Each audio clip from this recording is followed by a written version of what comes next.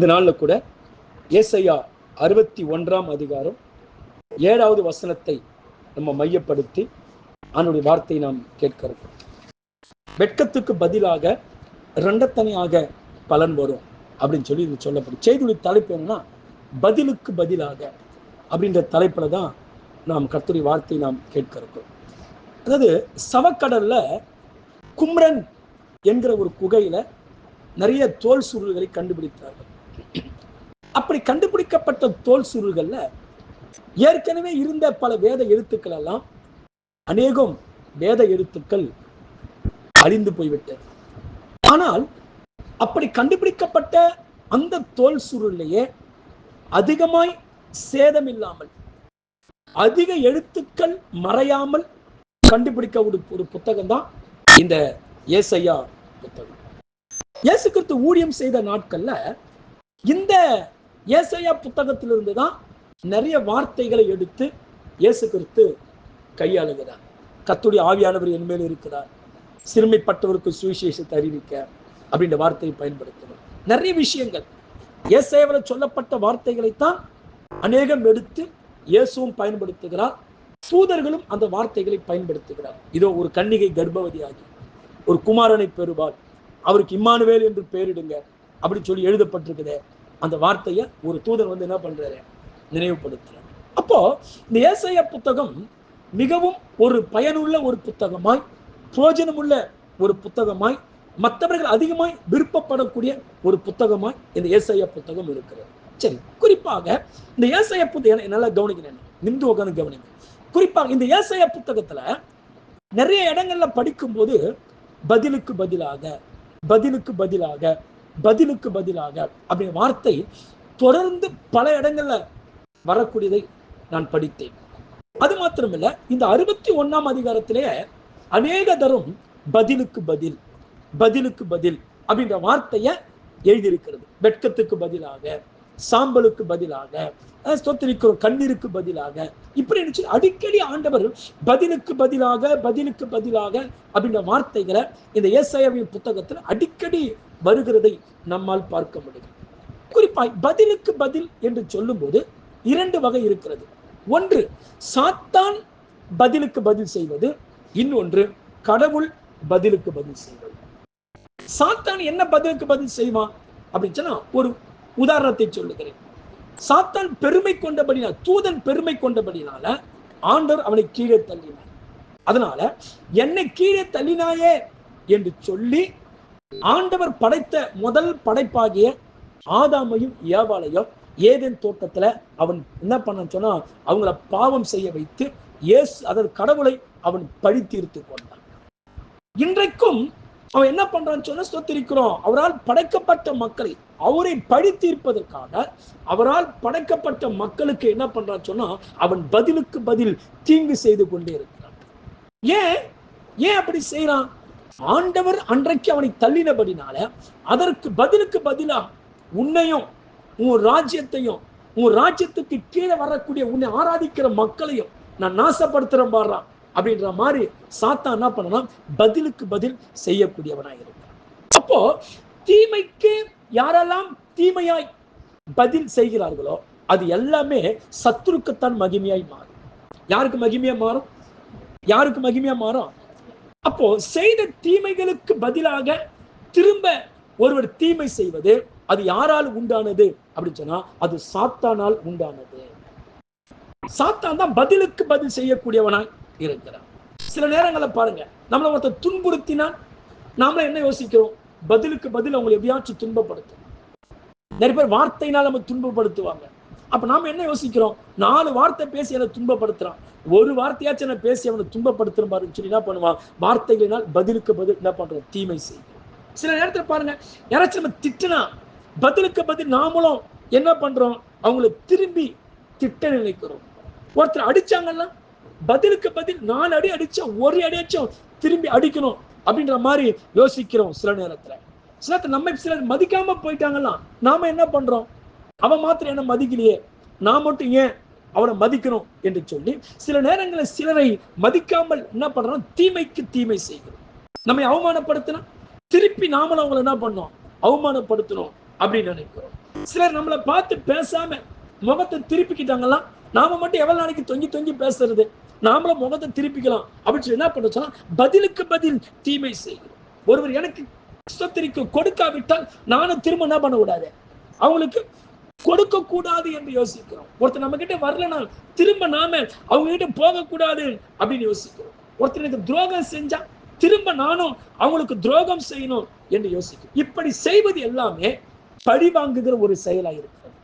அப்ப பழி வாங்குகிற குணம் முதல் எங்கே இருந்து உதித்தது அப்படின்னு சொன்னா, ஏதேன் தோட்டத்தில் ஆண்டவர் ஸ்தோத்திரிக்கு செய்த காரியங்களுக்கு ஏதேன் தோட்டத்தில் ஆதாம் என்ன பண்ண சொன்னா, பழி தீர்த்து கொண்டார். அப்போ தீமைக்கு தீமையை பதிலாக செய்வது ஒரு வகை உண்டு. இது யாரால் உண்டானது? இது சாத்தானால் உண்டானது. அப்போ நாம் ஒருத்தருக்கு தீமை செய்வோம், அவங்க நமக்கு எவ்வளவாய் தீமை செய்திருக்கலாம், ஆனால் நாம் பதிலுக்கு பதில் தீமை செய்வோமானால் இது சாத்தானால் உண்டானது. அந்த விதையை சாத்தானே நம் இருதயத்திலே போட்டான், அந்த எண்ணத்தை சாத்தானே நமக்கு கொடுக்கிறான் என்பதை நாம் ஆணித்தரமாக நாம் உணர்ந்து கொள்ள வேண்டும். அப்போ ஸ்தோத்திரிக்கிறோம், என்ன தீமைக்கு தீமை செய்யக்கூடாது, தீமைக்கு தீமையை பதிலாக நாம் செய்யக்கூடாது. இப்படி செய்யும்படி ஆண்டவர் நமக்கு வேதத்துல ஒரு நாளும் சொல்லி கொடுக்க, இப்படி செய்யுங்க, உங்களுக்கு தீமை செஞ்சா திருப்பி தீமை செய்யுங்க, இப்படியெல்லாம் நம்முடைய கடவுள் நமக்கு சொல்லிக் கொடுக்கவில்லை. இப்படி வாழ்ந்தவரும் அவர் அல்ல. அவரை பின்பற்றுகிற நாம் இப்படி ஒரு நாள் செய்கிறதை நாம் விட்டுவிட வேண்டும். மத்தேயு 5ஆம் அதிகாரத்தில் ஆண்டவர் சொன்னார், உன்னை ஒரு கன்னத்தில் அறைந்தால் மறுகணத்தை காட்டு. அப்ப இதனுடைய அர்த்தம் என்ன? உனக்கு தீமை செய்தால் கூட நீ அவனுக்கு திரும்ப என்ன பண்ணாத, தீமை செய்யாத. இதைத்தான் பவுல் ரோமர் 12ஆம் அதிகாரத்துல 21ஆம் வசனத்துல பவுல் சொல்லுகிறார், தீமையால் அந்த தீமையால் வெல்லப்படாதீர்கள், ஆனால் தீமையை நன்மையினால் வெல்லுங்கள். ஒருத்தர் தீமை செய்யறானா அவனுக்கு தீமை செய்து அவனை ஜெயிக்கணும் அப்படின்னு நினைக்காதீங்க. தீமை செய்கிறவனுக்கு நன்மை செய்யுங்கள் என்று வேதம் சொல்லுகிறது. இப்படி செய்யும் போது தீமை செய்த மனிதனுக்கு நாம் தொடர்ந்து நன்மை செய்யும் போது அவனுக்கு புத்தி வரும் என்று வேதம் நமக்கு கற்றுக் கொடுக்கிறோம். கவனிக்கணும், தீமைக்கு திரும்பி தீமை செய்வோமானால் தீமை நம்மை தோற்கடித்து விட்டது என்று பொருள். தீமை நம்ம என்ன பண்ணுச்சு, அந்த தீமை நம்மேல் வெற்றி பெற்று விட்டது என்பதை நாம் உணர்ந்து கொள்ளும். தீமைக்கு யார் தலைவன்? பிசாசு தான் தலைவன். அப்போ ஸ்தோத்திரிக்கிறோம், பிசாசு என்ன பண்ணுவான், பழி வாங்கி விட்டோம் என்ற பேர்ல பிசாசு நம்ம என்ன பண்றான்னு சொன்னா, வஞ்சித்து நம்மேல் அவன் வெற்றி கொள்ள அவன் ஆரம்பிக்கிறான். அப்ப கர்த்தருடைய பிள்ளைங்க, நாம் வெற்றி பெறுவதற்காகவே அழைக்கப்பட்டவர்கள். நம் ஒரு நாளும் சத்துடைய வஞ்சக வலைகளுக்கு உட்பட்டு நாம் விழுந்து போக. பைபிள் சொல்லுது 2 கொரிந்தியர் 2:14, அதாவது கிறிஸ்துவுக்குள் எங்களை வெற்றி சிறக்க பண்ணி எங்களை கொண்டு கர்த்தரை அறிகிற அறிவின் வாசனையை வெளிப்படுத்துகிற தேவனுக்கு ஸ்தோத்திரம். நம்ம எல்லாவற்றிலுமே வெற்றி பெறுவதற்காக நாம் அழைக்கப்பட்டிருக்கோம். எந்த ஒரு காரியத்திலுமே தோல்வி சந்திப்பது கர்த்தருக்கு சித்தம் அல்ல. எல்லா எல்லையிலும் பரிசுத்த வாழ்க்கையில, ஊழிய பாதையில, குடும்ப வாழ்க்கையில எதுவானாலும் தோல்வியாய் நமக்கு தெரியக்கூடிய எல்லா விஷயங்களை கூட நாம் ஜெபித்து ஸ்தோத்திரிக்கிறோம். ஆண்டு சமூகத்துல போராடி அவை எல்லாவற்றையும் வெற்றிகரமாய் மாற்றிக்கொள்ள வேண்டும். அதற்கு கர்த்தர் நமக்கு பக்கபலமாய் நமக்கு இருக்கக்கூடியவராக இருக்கிறார். அப்போ தீமை செய்யும் போது ஒரு மனிதன் திருப்பி தீமையை செய்வானால் அதுதான் மாம்சத்தின்படி நடக்கிற வாழ்க்கை. ஆண்டு சொன்னார், மாம்சத்தின்படி நடக்கிறவன் தேவனுக்கு பிரியமா இருக்க மாட்டான். அப்ப மாம்சத்தின்படி நடக்கிற வாழ்க்கை நிறைய இருக்குது. அதுல ஒரு வாழ்க்கை எதிரானா, தீமை செய்யும் போது திருப்பி நாம் தீமை செய்கிறோமே, மற்றவங்க கெடுதல் செய்யும் போது திருப்பி அவங்களுக்கு கெடுதல் செய்கிறோமே, இதுதான் மாம்சத்தின்படி வாழ்கிற வாழ்க்கை. இப்படி செய்வது வேதம் சொல்லுது, இது கடவுள் கொடுக்கிற ஞானம் அல்ல. ஆண்டவர் கரெக்டா நேரத்துல நல்ல ஞானத்தை கொடுத்தாருப்பா, அப்படி கடவுள் கொடுக்கிற ஞானம் அல்ல. இது லௌகீக ஞானம், இது உலக ஞானம், உலகத்திலிருந்து உண்டான ஞானம். உலகம் யாரால் உண்டானது? பிசாசால் உண்டானது. இயேசு சொன்னார், உலகத்தின் அதிபதி என்னிடத்தில் வருகிறான், உலகத்தில் அன்பு கூறாதிருங்கள். அப்போ இப்படிப்பட்டதான ஒரு செயல், இப்படிப்பட்ட ஒரு யோசனை யார் கொடுப்பதுன்னா அது சத்ருவால் கொடுக்கக்கூடியது. அது பரத்திற்குரிய ஞானம் அல்ல, அது லௌகீக ஞானம், உலகத்திலிருந்து உண்டான ஞானம், அது பேய்களுக்கும் மிஞ்சின ஒரு ஞானம் என்று சொல்லி யாக்கோபு 3:15 இப்படியா சொல்லுகிறார். அப்போ தீமையை எதினால் வெல்ல வேண்டும்? தீமை செய்து தீமையை வெல்லக்கூடாது. தீமையை நன்மை செய்து வெல்லுவதற்கு நாம் பழகி கொள்ள வேண்டும். அது கொஞ்சம் கஷ்டமா தான் இருக்கும். எப்படி தீமை செஞ்சவனுக்கு எப்படி நன்மை செய்யறது? அந்த இருதயம் எப்படி வரும் நமக்கு? வராது. ஆனாலும் கர்த்தர் அந்த இருதயத்தை நமக்குள் தருவார். ஆண்டவரே, தீமைக்கு நன்மை செய்கிற இருதயத்தை எனக்கு தாரும் ஆண்டவரே என்று நாம் அனுதினமும் அதற்காக ஜெபிக்க வேண்டும். அந்த இருதயம் நமக்கு வந்துட்டாலே இந்த உலகத்துல எப்பேற்பட்ட ஆட்களுக்கு மத்தியிலும் நம்மால் நன்மையை கொண்டு போய் சேர்க்க முடியும். இந்த வெல்வது என்பதற்கு கிரேக்க வார்த்தைனா நிகாவோ என்ற வார்த்தை பயன்படுத்தப்பட்டிருக்கிறது. கிரேக்க வார்த்தை கவனிக்கணும். இந்த நிகாவோ அப்படின்னா வெற்றி பெறுவது. எது மேல வெற்றி பெறணும்? தீமை நமக்கு செய்யும் போது அந்த தீமையை நாம் திருப்பி செய்யாமல் இருப்பதே நமக்கு கிடைச்ச மிகப்பெரிய வெற்றி. அது அப்ப வேதம் சொல்லி ஸ்தோத்திரிக்கிறோம், வெற்றி பெறக்கூடியவர்களாய் நாம் இருக்க வேண்டும். கிறிஸ்தவர்கள் கவனிங்க, தீமையை வலிமையால் அல்ல நன்மையின் சக்தியால் நாம் என்ன பண்ணோம்? வெல்வதற்காக அழைக்க சக்தி இருக்குது.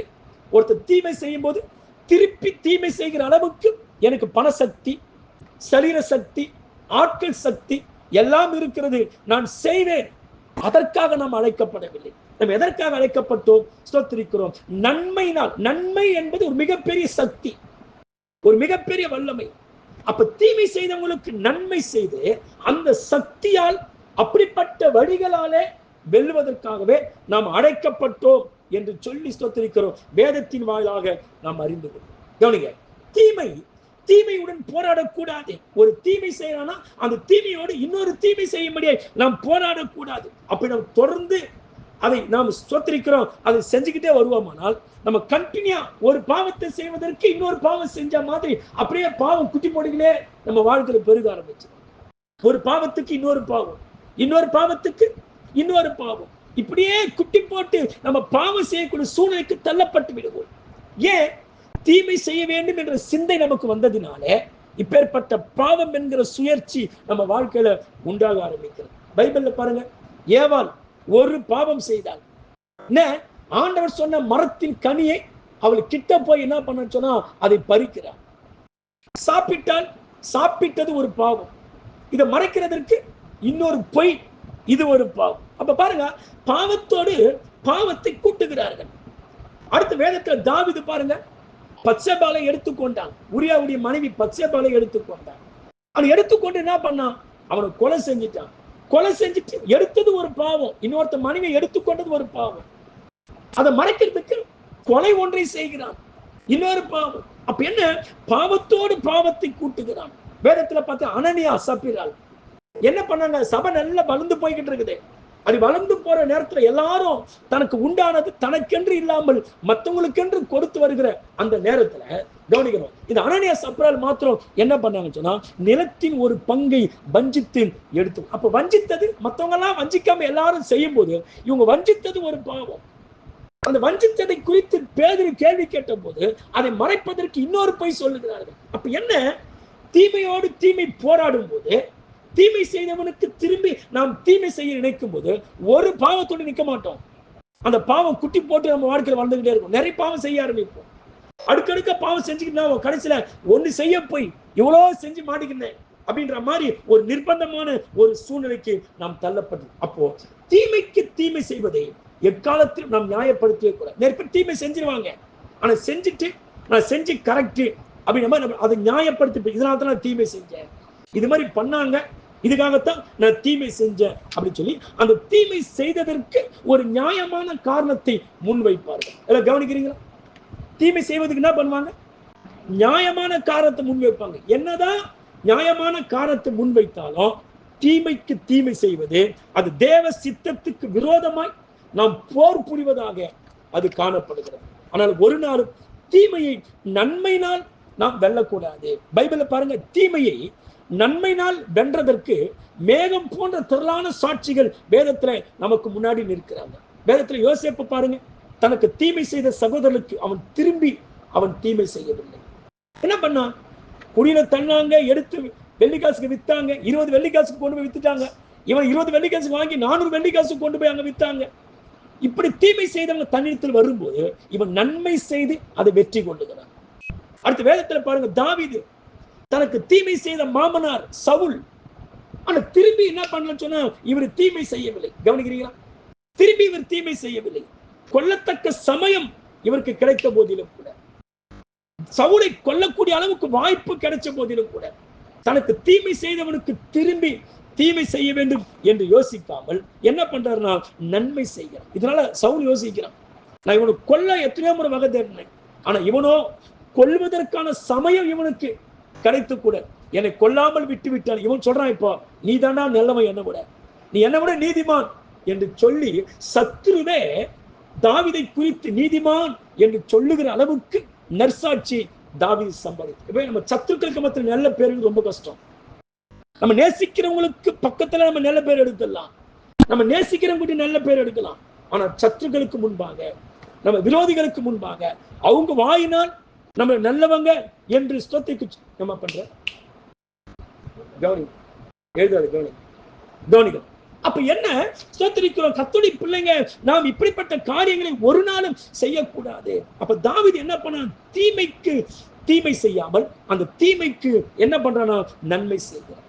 அடுத்தது இயேசு கிறிஸ்து கூட பாருங்க, எல்லாரும் தனக்கு தீமை செய்கிறார்கள், ஆனா இயேசு கிறிஸ்து என்ன பண்றாரு, அப்படி தன்னை கன்னத்தில் அறைந்தவனுக்கு, காரி துப்பினவனுக்கு, அவரை காட்டி கொடுத்தவனுக்கு, மறுதளித்தவனுக்கு, விட்டு ஓடி போனவனுக்கு, அவரை பகைத்த மக்களுக்கு, ஊர் ஜனங்களுக்கு எல்லாருக்கும் அவர் என்ன பண்றாருன்னா அவர் நன்மை செய்கிறார். அப்ப மேகம் போன்ற திரளான சாட்சிகள் எதை காண்பிக்கிறது, நமக்கு தீமை செய்த போதெல்லாம் தீமை செய்த மக்களுக்கு என்ன பண்ணாங்கன்னா நன்மை செய்தார்கள். அப்போ தீமையை நன்மையினால் வெல்வதுதான் கிறிஸ்து நமக்கு கற்றுக் கொடுத்த பாடங்கள். ஒரு தீமை செஞ்சா திரும்பி நீ தீமை செய்ப்பார், அது கர்த்தர் நமக்கு கற்றுக் கொடுத்த காரியம் அல்ல. நமக்கு கர்த்தர் கற்றுக் கொடுத்த காரியம் தீமைக்கு நன்மை செய்யும். இதுதான் கிறிஸ்துவுடைய அடிச்சுவடுகளை பின்பற்றுகிற ஒரு அனுபவமாக இருக்கு. அப்போ ரெண்டு விதமான பதிலுக்கு பதில், ஒன்று சாத்தான் பதிலுக்கு பதில் செய்வது, இன்னொன்று இரண்டாவது கர்த்தர் பதிலுக்கு பதில் செய்வது. அப்ப சாத்தான் பதிலுக்கு பதில் செய்யும் போது தீமைக்கு தீமை செய்கிறான். தான் மாத்திரமல்ல, அந்த திட்டத்துக்குள்ள எல்லாரையும் கொண்டு வரான், வாங்க உனக்கு தீமை செஞ்சு உங்களுக்கு தீமை செய்யுங்க அப்படின்ற மாதிரி எல்லாருக்குள்ள என்ன பண்றான், அந்த வைராகியத்தை உண்டாக்கி, அந்த கோபத்தை உண்டாக்கி, அடுத்தவங்க மேல பகையை உண்டாக்கி என்ன பண்றான், உனக்கு எவ்வளவு தீமை செஞ்சாங்க பாரு, எவ்வளவு கெடுதலா பண்ணாங்க, நீ தீமை செய் அப்படின்ற மாதிரி எண்ணத்தை கொடுத்து என்ன பண்றான், எல்லாரும் தனக்கு பதிலாக எல்லாரும் ஒருவருக்கு ஒரு தீமை செய்து ஒருவரை ஒரு அழித்துக் கொள்ள முடியாது சத்ருவானவன் முயற்சிக்கிறான். ஆனால் கர்த்தர் பதிலுக்கு பதில் செய்கிறார். அது எப்படி இருக்கும், அதான் ஏசாயா சொல்றாரு, வெட்கத்துக்கு பதிலாக ரெண்ட தனியான பலம். இங்க ஏசாயா என்ன சொல்றாரு 61ஆம் அதிகாரத்துல அப்படி சொன்னா, இத 61ஆம் அதிகாரத்துக்கு முந்தின வசனம் நீங்க 1, 2, 3, 4, 5, 6 அப்படிலாம் படிக்க போனீங்கன்னா அதுல பதிலுக்கு பதில் பதிலுக்கு பதில் என்ற வார்த்தை பயன்படுத்த கவனிங்க. பதிலுக்கு பதில் என்ற வார்த்தை அடிக்கடி அங்க பயன்படுத்தப்படுகிறது. என்ன அங்க ஆண்டவர் சொல்றார், துயரப்பட்டவர்கள் துயரத்துக்கு பதிலாக சீர்படுத்தப்படுவார். பாருங்க, துயரப்பட்டாங்க, ஆனா அப்படி துயரப்பட்ட மக்களுக்கு கர்த்தர் பதிலுக்கு பதில் என்ன பண்றாரா, துயரப்பட்ட மக்களை கர்த்தர் சீர்படுத்துறாரா. நம்ம இருதயம் துயரப்பட அந்த இருதயம் சீர்பட்டு கொண்டே இருக்கும். எந்த அளவுக்கு நீதினால் நம்ம இருதயம் துன்பப்படுகிறதோ, எந்த அளவுக்கு பாரங்களால் நம்ம இருதயங்கள் அழுத்தப்படுகிறதோ அந்த அளவுக்கு நம்ம இருதயம் சீர்படும் என்பதை நாம் அறிந்து கொள்ள வேண்டும். அடுத்தது சாம்பலுக்கு பதிலாக சிங்காரம். சாம்பல்னா என்ன, சாம்பல் என்றாலே எது கிடையாது சொன்னா துக்கத்துக்கு அடையாளம். இரண்டாவது மனம் திரும்புதலுக்கு அடையாளம் சாம்பல் என்றாலே. பைபிள்ல பாருங்க, யோனாவுடைய காலத்துல ராஜா என்ன பண்ணான், சாம்பலிலே உட்கார்ந்தான் என்று சொல்லி, யோனாவுடைய காலத்துல நினிவே ராஜா சாம்பலிலே உட்கார்ந்தான் என்று வேதம் சொல்லுகிறது. நினிவே காலத்து மக்கள் எல்லாம் சாம்பலிலே உட்கார்ந்தார்கள் என்று வேதம் சொல்லுகிறது. அது மாத்திரமில்ல, நீங்கள் எஸ்தர் 4ஆம் அதிகாரத்துல பாத்தீங்களா, 1-3 வரைக்கும் நீங்க படிக்கும்போது பெர்சியாவின் படை தளபதி ஆமான் இஸ்ரவேல் ஜனங்கள் எல்லாம் அழிக்கணும் அப்படின்ற ஒரு செய்தியை உலகத்துக்கு அனுப்புகிறான். தன் ராஜ்யத்துக்கு உட்பட்ட எல்லா இடத்துக்கும் அனுப்பி வைக்கிறான். அப்படி அனுப்பி வைக்கும் போது என்ன சொல்றான், தன் ஜனங்களை அழிக்க போகிறேன் என்ற செய்தியை மொர்தெகாய் கேள்விப்படுறார். அவர் கேள்விப்பட்டு பைபிள் சொல்லு, தன் தலை மீது சாம்பல் போட்டுக்கொண்டு துயரமுள்ள மகா சத்தத்தோடு அலறிக்கொண்டே ராஜாவின் அரண்முன் வாசலுக்கு முன்பாக வந்தான். அப்போ இந்த இடத்துல சாம்பல் என்பது எதை காட்டுகிறது, சாம்பல் என்றால் ஒரு மனிதன் துக்கத்தோடு இருக்கிறான் என்பதை காட்டுகிறது. ஒரு பாவம் செஞ்சுட்டேன், ஐயோ பாவம் செஞ்சுட்டேனே அந்த துக்கமா இருக்கலாம். என் ஜனங்க அழிகிறாங்களே, ஐயோ என் மக்கள் அழிஞ்சு போறாங்களே என்ற அந்த துக்கம் இருக்கலாம். அப்ப சாம்பல் என்றால் துக்கத்தை காண்பிக்கிறது. அப்ப என்ன சொல்றாரு, சாம்பலுக்கு பதிலாக சிங்காரத்தையும், எதையும் சொல்லுங்க, எதையும் சிங்காரத்தை. அடுத்தது துயரத்துக்கு பதிலாக ஆனந்த தைலத்தையும். கவனிங்க, ஒரு துயரப்பட்ட மனிதனுக்கு ஆண்டவர் என்ன பண்றாரா, ஆனந்த தைலத்தை கொடுக்கிறாரா. தைலம் என்றால் என்ன அப்படின்னு சொன்னா, தைலம் என்பது அபிஷேகத்துக்கு அடையாளம். எதுக்கு அடையாளம்? எதுக்கு அடையாளம்? ஆமா, தேவனுடைய அபிஷேகத்துக்கு அடையாளம். தேவனுடைய அபிஷேகம் எப்பொழுது நம்மை ஆட்கொள்ளுமோ அப்போது துயரப்பட்ட மனிதன் தைரியம் அடைகிறான். தேவனுடைய அபிஷேகம் நம்மை ஆட்கொள்ளும் போது எவ்வளவுதான் துன்பத்தின் பாதையில நம்ம கடந்து போனாலும் அந்த அபிஷேகம் நம்மளை தைரியப்படுத்துகிறது. தாவீதுக்கு சவுலுக்கு என்ன வித்தியாசம்? சத்துருக்களை கண்டு சவுல் பயப்படுகிறான், கோலியாத்தை கண்டு சவுல் பயப்படுகிறான், பெலிஸ்தரின் சேனையை கண்டு சவுல் பயப்படுகிறான். தோற்றம் உயர்ந்தவன், பலசாலி, ஆனா அப்பேற்பட்ட சவுல் சத்துருக்களை கண்டு பயப்படுகிறான். ஆனா இதே சத்துருக்கு முன்பாக தாவீது போய் நிற்கும் போது அவன் பயப்படவே இல்லை, தைரியமாக இருந்தான். என்ன காரணம்? கர்த்தருடைய ஆவியானவர் தாவீதின் மேல் இருந்தார். அப்போ தேவ அபிஷேகம் ஒரு மனிதனை ஆட்கொள்ளும் போது அவன் எவ்வளவுதான் நெருக்கத்தில் இருந்தாலும் கர்த்தர் அந்த மனிதனுக்கு தைரியத்தை கொடுப்பார். தேவனுடைய அபிஷேகம் நம்மை ஆட்கொள்ளும் போது நமக்குள்ள இருக்கிற பயத்தை கர்த்தர் நீக்கி போடுவார். தேவ அபிஷேகம் நம்மை ஆட்கொள்ளும் போது நமக்கு ஒரு தெளிந்த புத்தி உண்டாகும். இக்கட்டில் எப்படி இருக்கணும், துன்பத்துல எப்படி நடந்துக்கணும், வறுமையில எப்படி நடந்துக்கணும், பிரச்சனைக்குரிய சமயத்துல எப்படி நடக்கணும், எப்படி கையாளணும், எப்படி ஸ்தோத்திரிக்கிறோம் சில காரியங்களை செய்ய வேண்டும் என்ற அந்த புத்தியை தேவ அபிஷேகம் நமக்கு கொடுக்கிறது. தேவன் நம்மை அபிஷேகிக்கும் போது அது என்ன பண்றாங்க? நமக்கு சந்தோஷத்தை கொடுக்கிறது, துயரத்துக்கு மேல் நமக்கு வெற்றியை கொடுக்கிறது. அப்ப ஆண்டு சொல்ல துயரத்துக்கு பதிலாக ஆனந்த தைலத்தையும். அப்ப ஆனந்த தைலம்னா எதுக்கு? ஒண்ணு அபிஷேகத்துக்கு அடையாளம், இரண்டாவது தைலம் என்பது மகிழ்ச்சிக்கும் குணப்படுத்துவதற்கு அடையாளம். எதுக்கு அடையாளம்? மூணு காரியத்துக்கு அடையாளம். ஒன்று அபிஷேகத்துக்கு அடையாளம், இரண்டாவது மகிழ்ச்சிக்கு அடையாளம், மூன்றாவது குணமாக்குதற்கு. அப்ப என்ன சொல்ல? துயரப்பட்ட மக்களுக்கு ஆனந்த தைலத்தின்னு சொன்னா அர்த்தம், துயரப்பட்ட மக்களுக்கு நான் மகிழ்ச்சியை கொடுக்கிறேன், அவங்க இருதயத்தை நான் குணமாக்குறேன் அப்படின்ற அர்த்தம். லூக்கா 10ஆம் அதிகாரத்துல பாத்தீங்கன்னா ஒருவன் வழியில விழுந்து கிடக்கிறான். அப்ப என்ன பண்ணான்? சமாரியன் வந்து எண்ணெயையும் திராட்சரசத்தையும் வார்த்து அவன் காயங்களை கட்டினான். திராட்சரசம் என்பது சந்தோஷத்திற்கு அடையாளம். அப்போ மகிழ்ச்சியான நம்ம பேசக்கூடிய வார்த்தைகள் தான் அடுத்தவங்க இருதயத்தின் காயங்களை ஆற்றும். யாராச்சும் உள்ளம் உடைஞ்சு போயிருந்தா, நெருக்கப்பட்டு கிடந்தா, நம்ம பேசுற ஒரு சில மகிழ்ச்சியான வார்த்தைகள் பாருங்க, அவங்க உள்ளத்தை என்ன பண்ணும்? அது காயம் கட்டும். வேதத்துல பாத்தீங்கன்னா கவனிக்கணும். நல்ல சமாரியன், நிறைய பேர் வந்து சொல்லும் போது இயேசு கிறிஸ்து நல்ல சமாரியன் அப்படின்ற வார்த்தையை பயன்படுத்துவாங்க. நல்ல சமாரியன் என்று இயேசுவை சொல்வது முற்றிலும் தவறானது. ஏன் தெரியுமா? யூதன் என்பவர் வேறு, சமாரியர்கள் என்பது வேறு. சமாரியர்கள் என்றால் யார்? அசிரியர்களுக்கும் இஸ்ரவேலுடைய கோத்திரங்களுக்கும் கலப்பினத்துல பிறந்தவன் தான் சமாரியன். அப்ப இயேசு கிறிஸ்து அப்படி பிறந்தாரா? அசிரிய தகப்பனுக்கும் இல்ல யூத பெண்ணுக்கும் அப்படியே பிறந்தாரே? அப்படி பிறந்தவங்க தான் சமாரியர்கள். ஆனா இயேசு கிறிஸ்து ஸ்தோத்திரிக்கிறோம் பரிசுத்த ஆவியினாலும் அந்த அபிஷேகம் பண்ணப்பட்டு மரியாள் யூத பெண்ணாகிய மரியாள் வயிற்றில யூத குலத்துல பிறந்தார். அப்ப இயேசு கிறிஸ்து ஸ்தோத்திரிக்கிறோம் சமாரியன் அல்ல, ஸ்தோத்திரிக்க. ஆனா இந்த இடத்துல சமாரியன் என்று சொல்லி வேதம் வேறு ஒரு வகையில சுட்டி காண்பிக்கிறது. நல்லா கவனிக்கணும். அப்போ ஆண்டவர் சொல்றார் துயரத்துக்கு பதிலாக நமக்கு மகிழ்ச்சியை கொடுப்பார். அடுத்தது ஒடுங்கி போன ஆவி. ஒடுங்கி போன ஆவினா என்ன அப்படின்னு சொன்னா, வாழ்க்கையில பலவிதமான கஷ்டங்கள் அனுபவிச்சு, ஊழியத்துல கஷ்டம், குடும்பத்துல கஷ்டம், தொழில கஷ்டம், பிள்ளைங்களால கஷ்டம், வருமானம் இல்லாம கஷ்டம், இப்படி சத்துருக்களால கஷ்டம், எல்லா விதமான கஷ்டங்களால விரக்தி அடைந்து சலிப்போடு காணப்படுகிறோமே, அதுக்கு பேர் தான் ஒடுங்கின ஆவி. அப்ப ஒடுங்கி போன மனுஷனுக்கு கர்த்தர் பதிலுக்கு பதில் என்ன பண்றாரா? ஒடுங்கி போன ஆவிக்கு பதிலாக துதின் உடைகளை கொடுக்கிறார். உடை என்பது எதை காட்டுகிறது அப்படின்னு சொன்னா, ஒருத்தருடைய அந்தஸ்தை காட்டுகிறது. உடை என்பது ஒருத்தருடைய அந்தஸ்து. ட்ரெஸ் போட்டுதான் ஒருத்தர் கணிக்க முடியும். ஒருத்தர் பணக்காரன் சொல்லி எதை வச்சு நம்ம கண்டுபிடிக்கிறோம்? ஒருத்தர் ஏழை என்பதை எதை வச்சு கண்டுபிடிக்கிறான்? அப்போ உடை என்பது அவங்க தோற்றத்தை பிரதிபலிக்கிறது, அவங்க நிலைமையை நமக்கு எடுத்து காட்டுது. அவங்க ஏழையா பணக்காரனா, இருக்கப்பட்டவனா இல்லாதப்பட்டவனா என்பதை அவங்க உடைகள் நமக்கு பிரதிபலித்து காட்டுகிறது. அப்ப ஆண்டவர் என்ன சொல்றாரு? ஒடுங்கி போன மனிதனுக்கு, விரக்தியோடு வாழக்கூடிய அந்த மனிதனுக்கு அவர் என்ன பண்றாரு? அந்தஸ்தை நான் பதிலாக கொடுக்கிறேன்.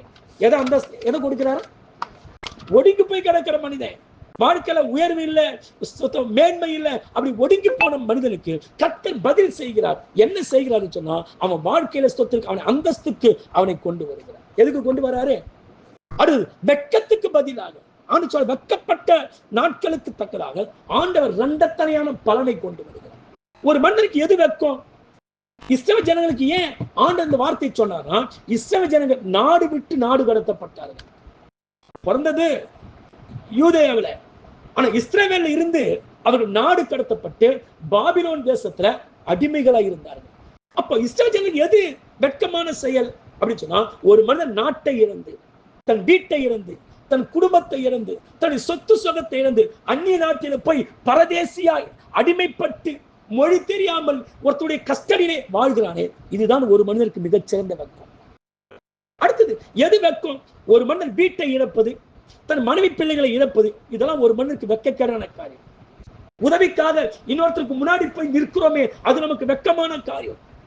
தன் மானத்தை இழப்பது ஒரு பெண்ணுக்கும் ஆணுக்கும் அது வெட்கமான காரியம். நிர்வாணமாக்கப்படுவது அது வெட்கமான இயேசுக்கு ஏன் தெரியுமா சிலுவையில ஸ்தோத்திரிக்கும்? அதை நமக்கு போட்டோல காமிக்கும் போது இடுப்புல ஒரு துணி கட்டின மாதிரி காமிக்கிறாங்க. ஆனா சரித்திரங்கள்ல சொல்றாங்க, துணியே இல்லாம தான் குற்றவாளிகளை சிலுவையில் அறைவார்கள். ஏன்? அவன் அவமானப்படுத்தணும். குற்றவாளியை கடைசி வரைக்கும் அவன் அவமானப்படுத்தி அவன் சாகணும் என்பதற்காகத்தான் ஒட்டுமொத்த துணி கூட எல்லாத்தையும் களைஞ்சி போட்டு அவனை சிலுவையில் அறைவாங்க. அப்போ ஒரு மனிதன் தன் ஆடைகளை இழப்பது எதை காட்டுகிறது அப்படின்னு சொன்னா, அவனை வெட்கப்படுத்துவதற்கு சமம். வெட்கப்படுத்துவதற்கு. அடுத்தது ஒரு பெண் ஒரு ஆண் தன் அழகை இழப்பது, தன் சரீர அழகையோ, தன் முகத்தின் அழகையோ, தன் குடும்பத்தில் இருக்கிற ஆஸ்வாதத்தின் அழகையோ, தன் ஆவிக்குரிய அழகையோ, தனக்கு கொடுக்கப்பட்ட ஏதாய் ஒன்றை இழந்து நிற்பது அவனுக்கு வெட்கமான ஒரு காரியம். கெட்ட குமாரனுக்கு எது வெட்கம்? அப்பாவுடைய ஆஸ்திகள் எல்லாம் இழந்துட்டு அவன் பன்றி சாப்பிடுற தவிர்த்து சாப்பிட்டானே, அது அவனுக்கு எவ்வளவு வெட்கம் யோசிச்சு பாருங்க. ஆதாம் ஏவாள் தோட்டத்தை இழந்தாங்களே, அது எவ்வளவு வெட்கக்கேடான காரியம். ஆதாம் ஏவாள் கர்த்தர் கொடுத்த அதிகாரத்தை இழந்தாங்களே, அது எவ்வளவு வெட்கக்கேடான காரியம். சொல்ற வெட்கப்பட்ட நாட்களுக்கு தக்கதாக வேதம் சொல்லு ரெண்டத்தனையான பலனை தருவேன். ரெண்டத்தனையான பலனா என்ன?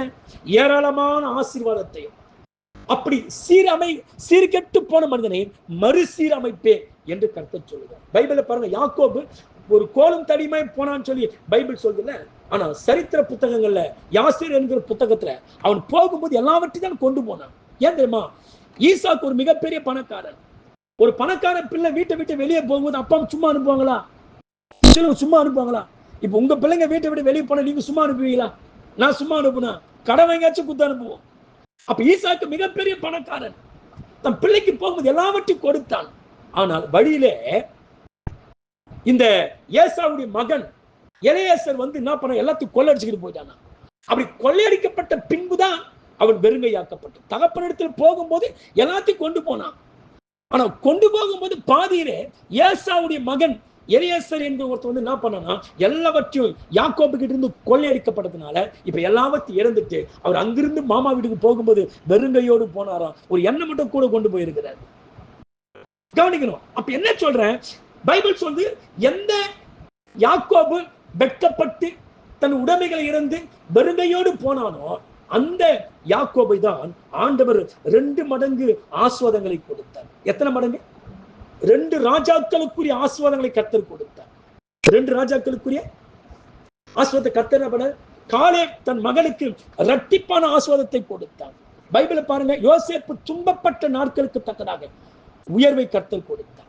எந்த அளவுக்கு யோசேப்பு கண்ணீர் வடித்தானோ அந்த நாட்களுக்கு தக்கதாக சந்தோஷத்தை கொடுத்தார். தாவீது எந்த அளவுக்கு அலைந்து திரிந்தானோ அந்த அளவுக்கு தாவீதை கர்த்தர் உயர்த்தினார். தாவீது எந்த அளவுக்கு நெருக்கப்பட்டாரோ, எந்த அளவுக்கு அவமானப்படுத்தப்பட்டாரோ, எந்த அளவுக்கு துரத்தப்பட்டாரோ அந்த அளவுக்கு தாவீதை கர்த்தர் என்ன பண்ணார்னா, ஸ்தோத்திரிக்கிற கடைசி நாட்களை அவனை வெகுவாய் கர்த்தர் ஆசீர்வதித்தார்.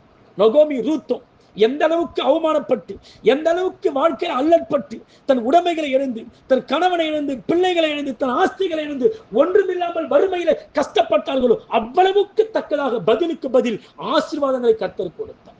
அப்ப கர்த்தர் ஒரு மனிதனுக்கு பதில் செய்யும் போது எப்படி பதில் செய்கிறார்? நீ துன்பப்பட்டியா, இந்த சந்தோஷத்தை வச்சுக்க. எல்லாத்தையும் இழந்துட்டியா, இந்த எல்லாத்தையும் வச்சுக்க. நீ துன்பப்பட்டியா, அதை சொல்லி நீங்கள் அழுது புலம்புவீர்கள், உலகமோ சந்தோஷப்படும். நீங்கள் துக்கப்படுவீர்கள், ஆனாலும் நீங்கள் என்ன பண்ணுவீங்க? உங்க துக்கத்துக்கு தக்கதாக சந்தோஷம் வரும். அப்படி உங்க புலம்பலுக்கு பதிலாக ஆனந்த கழிப்பை ஆண்டு ஏசாயால சொல்லி இருக்கிறாரு. சிறுமைப்பட்டவரே, தேற்றரவற்றவரே, பெருங்காற்றில் அடிப்பட்டவரே. அப்ப இவ்வளவு பிரச்சனை சந்திச்சு சொல்றாரு. இஸ்ரவேல் மக்களுக்கு தான் சொல்றாரு, உன் கல்லுகளை பிரகாசி. அப்படின்னா அர்த்தம், இவ்வளவு கஷ்டப்பட்டு வந்தியா, உன்னை அப்படியே விட்டுற மாட்டேன். அந்த கஷ்டத்துக்கு தக்கதாக உன்னை ஆசீர்வதிப்பேன். அந்த கஷ்டத்துக்கு தக்கதாக என்ன பண்ணுவேன். அப்ப நம்முடைய ஆண்டவர் எப்படின்னா, கஷ்டப்படுறியா, கஷ்டப்பட்ட நாட்களுக்கு தக்க உனக்கு உயர்வை கொடுப்பார். எந்த அளவுக்கு கஷ்டப்படுறோமோ அந்த அளவுக்கு கஷ்டத்துக்கு தக்க உயர்வை ஆண்டவர் நமக்கு எதிர்காலத்தில் கொடுப்பார். அப்படிதான் யோசேப்பு கஷ்டப்பட்டார். ஆனா கஷ்டப்பட்ட காலங்களுக்கு தக்கதான உயர்வை ஆண்டவர் கொடுத்தார். நகோமி கஷ்டப்பட்டாங்க, ரூத் கஷ்டப்பட்டாங்க. ஆனா கஷ்டப்பட்ட காலங்களுக்கு தக்கதாக ஆசீர்வாதங்களை கொடுத்தார். அப்ப ஆண்டவர் செய்யும் போது கஷ்டத்துக்கு தக்க பதிலை செய்கிறார். ஆனா பிசாசு செய்யும் போது என்ன பண்றான், பழி வாங்கி அவன் தன் பதிலை நிறைவேற்றுகிறான். அப்போ ஏசாயாவில சொல்லப்படுது, வெட்கத்துக்கு பதிலாக சொல்லி ஏன் இஸ்ரேல் மக்களை பார்த்து அப்படி சொல்றாருன்னு சொன்னா, அவ்வளவு கஷ்டப்பட்டீங்க, அவ்வளவு இழப்புகளை சந்திச்சிருக்கிறீங்க, அவ்வளவா நீங்க தண்டிக்கப்பட்டிருக்கிறீங்க, அந்நிய நாட்டிலே சிறைப்பட்டு இருக்கிறீங்க, நீங்க எந்த அளவுக்கு கஷ்டப்பட்டு நெருக்கப்பட்டு ஒடுக்கப்பட்டு போனீங்களோ அதற்கு பதிலாக, அதற்கு ஈக்குவலாக நான் உங்களை மேன்மைப்படுத்துவேன், உங்களை ஆசீர்வதிப்பேன், உங்களை மறுசீரமைப்பேன், உங்களை மறுபடியும் நான் சிங்காரத்துல உட்கார வைப்பேன், மறுபடியும் உங்களை சொந்த ஊருக்கு கொண்டு வருவேன், பதிலுக்கு பதில் செய்வேன். அந்த வார்த்தை தான் ஆண்டவர் சொல்றார். ஆனா தான் இந்த செய்திக்கு பதிலுக்கு பதிலாக என்று ஒரு தலைப்பை கொடுத்திருக்கு. அப்ப ஆண்டவர் நம்முடைய வாழ்க்கையில கூட, நான் இவ்வளவு காலம் கஷ்டப்பட்டுக்கிட்டு இருக்கிறேன், இவ்வளவு காலம் அல்லல் பட்டு கொண்டிருக்கிறேன், நீ எந்த அளவுக்கு கஷ்டப்பட்டையோ அந்த கஷ்டப்பட்ட நாட்களுக்கு தக்கதாக பதிலுக்கு பதில் ஆண்டவர் செய்வார். அதை மோசே ஜெபிக்க, தேவரீர் நாங்கள் சிறுமைப்பட்ட நாட்களுக்கும் நாங்கள் துன்பத்தை கண்ட வருஷங்களுக்கும் எங்களை சரியா என்ன பண்ணுங்க, சரியா என்ன பண்ணுங்க. ஏன்னா யோசேப்பை அப்படி வைச்சதுக்கு மோசே தெரியும், தாவீது தன்னுடைய முற்பிதாக்கெல்லாம் இப்படி கஷ்டப்பட்டு பதிலுக்கு பதில் நன்மைகளை பெற்றதை மோசே அறிந்திருந்தார். அதான் மோசே ஜெபிக்கிறார், நாங்கள் சிறுமைப்பட்ட நாட்களுக்கும் நாங்கள் துன்பத்தை கண்ட வருஷங்களுக்கும் எங்களை சரியா என்ன பண்ணுங்க, எங்களை சரியா மகிழ்ச்சி ஆக்குங்க. அப்ப நம்முடைய ஆண்டவர் நமக்கு பதிலுக்கு பதில் செய்கிற ஆண்டவர். நீங்க கொடுத்தீங்களா அதுக்கு தக்கதாக உங்களுக்கு திருப்பி கொடுப்பார். நீங்க நீதியா வாழ்ந்து துன்பப்பட்டீங்களா அதுக்கு தக்கதாக உங்களை மகிழ்ச்சியை கொடுப்பார். நீங்க நீதியா வாழ்ந்து தாழ்த்தப்பட்டீங்களா உங்க தாழ்வுக்கு தக்கதாக உங்களை உயர்த்தி வைப்பார். நீங்க கண்ணீர் விட்ட காலங்களுக்கு தக்கதாக வாழ்க்கையில சந்தோஷத்தை அவர் உண்டாக்குவார். ஆனா அந்த செய்திக்கு பதிலுக்கு பதிலாக என்று ஒரு தலைப்பை கொடுத்திருக்கிறோம். வேற கண்களை மூடலாம், நம்ம ஜெபிக்க போறோம். இதனால செய்தி கேட்ட நீங்கள் கூட ஒரு பல இடங்கள்ல நான் இப்படி வாழ்ந்தேன், அப்படி வாழ்ந்தேன், கஷ்டப்படுறேன், வேதனைப்படுறேன், கண்ணீர் வடிக்கிறேன், இழப்பை சந்திக்கிறேன், பதிலுக்கு பதிலாக நம்மை சந்தோஷப்படுத்துகிறேன். இந்த விசுவாசத்தோடு எப்போது நம்ம இருக்கணும். ஆண்டவர் அப்படியே விட்டுவாரா அப்படி யோசிக்க கூடாது. ஆண்டவருக்கு என் நன்மைகளும் தெரியாதா, நான் படுற கஷ்டங்கள் தெரியாதா அப்படி யோசிக்க கூடாது. அந்த நேரத்தில் தான் நம்ம விசுவாசத்தை நம்ம அறிக்கை பண்ணணும். அது வெட்கத்துக்கு பதிலாக இரட்டத்தனியான நன்மைகளை தருகிறது. துயரத்துக்கு பதிலாக அவர் சிங்காரத்தை தருகிறவர். சாம்பலுக்கு பதிலாக ஆனந்த தைலத்தை கொடுக்கிறவர். ஆனா சத்ரு அப்படி இல்லை, அவன் பதிலை வேறு விதமாய் செய்கிறான். ஆனா கர்த்தருடைய பிள்ளை நீங்களும் நானும் கூட வாழ்க்கையில பல அல்லல், பல வேதனைகள், பல உபத்திரவங்கள், பல கண்ணீரின் பாதையிலே நாம் கடந்து வந்திருக்கலாம். ஆனால் ஆண்டவர் அவர் எல்லாவற்றுக்கும் பதிலுக்கு பதில் நமக்கு நன்மை செய்வார். பல காரியங்களை இழந்திருக்கலாம். சீசர் கேட்கிறாங்க, ஆண்டவரே எல்லாவற்றையும் இழந்து வந்துட்டோமே, எங்களுக்கு என்ன ஆண்டவர் கொடுப்பீங்க? ஆண்டவர் சொல்றார், இம்மையிலும் மறுமையிலும் நூறத்தனையான பலனை பெற்று பதிலுக்கு பதில் செய்கிறார். நீங்கள் எதை இழந்தீர்களோ அதற்கு பதிலுக்கு பதில் ஒன்றை கொடுங்க. நீ எதை கர்த்தருக்காக ஸ்தோத்திரிக்கு துறந்து தியாகம் செஞ்சீங்களோ அதற்கு பதிலுக்கு பதிலை கர்த்தர் கொடுத்தார். பதிலுக்கு பதிலை கொடுத்தார். ஆபிரகாம் தன் நேசித்த பிள்ளையை கூட பலியாய் கொடுக்க துணிந்தார். அதற்கு பதிலாக ஆண்டவர் மிகப்பெரிய சந்ததியாய் ஆண்டு வைத்தார். நம்ம எதை கடவுளுக்கு செய்கிறோமோ அதற்கு பதிலை நமக்கு கர்த்தர் செய்வார். துன்பம், துயரம், புலம்பல் ஆனந்த களிப்பாய் மாறும். ஸ்தோத்திரிக்கு ஏழ்மை ஆசீர்வாதமாய் கர்த்தர் மாற பண்ணுவார். ஒடுங்கின காலங்கள் நமக்கு மகிழ்ச்சியின் காலங்களாய் மாறும். பதிலுக்கு பதில் செய்கிறவர், அந்த நாட்களுக்கு ஈக்குவலாக நமக்கு செய்கிறவர். அதனால எவ்வளோ காலங்கள் கண்ணீர் வடிக்கிறேன், கஷ்டப்படுறேன், எனக்கு பதில் இல்லையா, பதில் இல்லையா அப்படி யோசிக்க வேண்டாம்.